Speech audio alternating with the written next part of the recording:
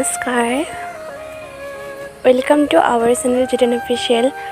আজি আমি আপোনালোকৰ মাজত নন্দিতাৰ ষ্টৰিটো লৈ আহিছোঁ। আপোনালোকে যদি শুনি ভাল পায় please like comment and share কৰিব। আহকচোন জানো নন্দিতাৰ সৈতে আচলতে হৈছিল কি। নন্দিতা শইকীয়া হৈছে ধেমাজি জিলাৰ বাসিন্দা, যিহেতু ঘৰখনৰ একমাত্ৰ জীয়াৰী আৰু খুব দৰিদ্ৰ পৰিয়ালৰ ঘৰৰ পৰা উঠি অহা এজনী ছাত্ৰী। উচ্চ শিক্ষাৰ বাবে তাইক ধেমাজি জিলাৰ মৰিদল কলেজত এডমিশ্যন কৰিলে। মাজনী কলেজ নোযোৱা নেকি? 9:30 বাজিবলৈ হ'লচোন। অহ মা, মই লিখি আছিলোঁ, সময়টো চোৱাই নাছিলোঁ। তুমি ভাত বাঢ়াগৈ, মই ওলাওঁগৈ। অঁ আহা। নন্দিতা কলেজলৈ ওলাল আৰু তাইৰ বান্ধৱী কাশ্মীৰক ফোন কৰিলে। হেল্ল'। ক নন্দিতা, ক'ত আছ তই? কলেজলৈ বুলি ওলাই আহিছোঁ। ৰহ ময়ো গৈ আছোঁ। তোৰ বাবেই ৰৈ আছোঁ। মা মই যাওঁ। ভালকৈ যাবা দেই। নন্দিতা আৰু কাশ্মীৰে কলেজলৈ গৈ থাকোঁতে ল'ৰাজনে লগ পালে আৰু সুধিলে, হেল্ল' শুনাচোন। কওকচোন। হাই, মোৰ নামটো ৰিণ্টু শৰ্মা। তোমাৰ নামটো জানিব পাৰিম নেকি? হেল্ল', মই নন্দিতা। মই মানে তোমাক কথা এটা ক'ম বুলি ভাবি আছিলোঁ। হয় কওকচোন। মানে মই তোমাক বহুত দিনৰ পৰা দেখি আছোঁতো, কথাষাৰ ক'বই পৰা নাছিলোঁ। ভাবিলোঁ আজি কৈয়ে দিওঁ বুলি। কওক। I love you. Do you love me? এতিয়াতো একো ক'ব নোৱাৰিম, বাট ভাবি চাম বাৰু।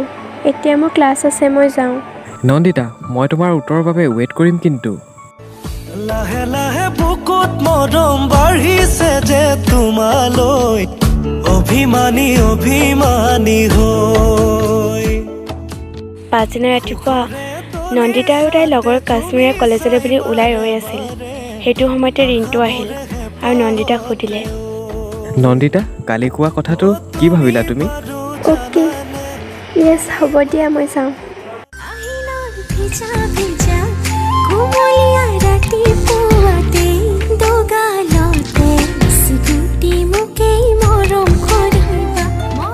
আমি গম পালোঁ যে ৰিণ্টু শৰ্মা বুলি কোৱা ল'ৰাজনে নন্দিতাক প্ৰপ'জ কৰিলে আৰু নন্দিতাই ল'ৰাজনৰ বিষয়ে একো নজনাকৈ য়েছ কৈ দিলে।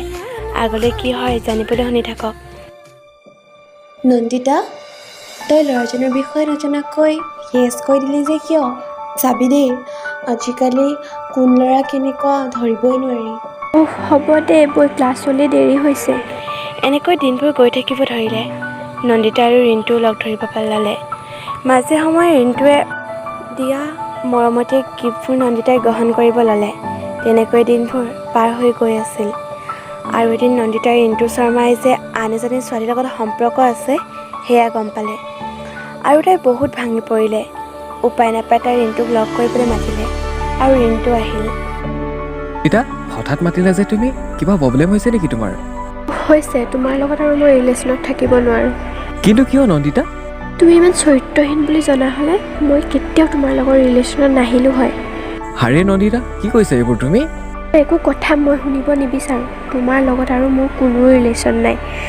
Good bye. নন্দিতা, নন্দিতা, শুনাচোন তুমি, কথাষাৰটো শুনি যোৱা।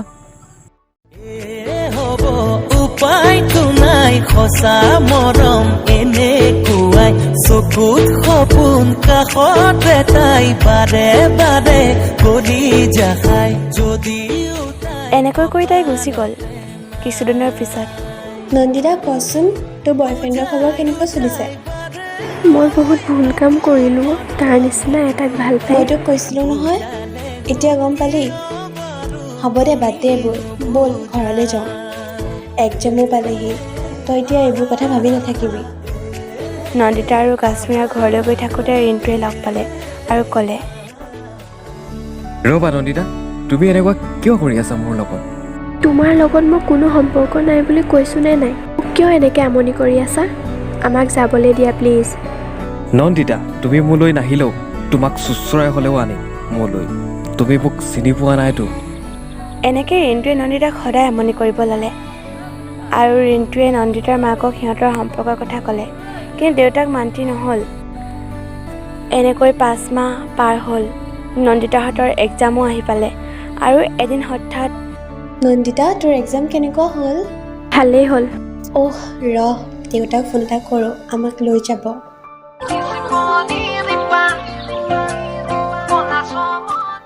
হেল্ল' দেউতা, ক'ত পালাহি? আহি পালোহি, ৰাস্তাতে আছোঁ। সোনকালে আহা, আমি ৰৈ আছোঁ। ঐ, আমি আগুৱাই যাওঁ, দেউতা আহি আছে। ব'ল।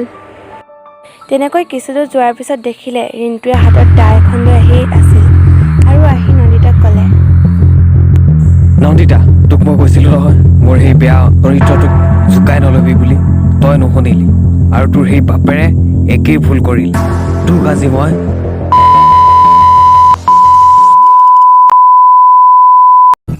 ধহিয়া মন কোনে চুই যায়, ধহিয়াত লৈ কোনে চুমি যায়, বুকুতে অগণি জয়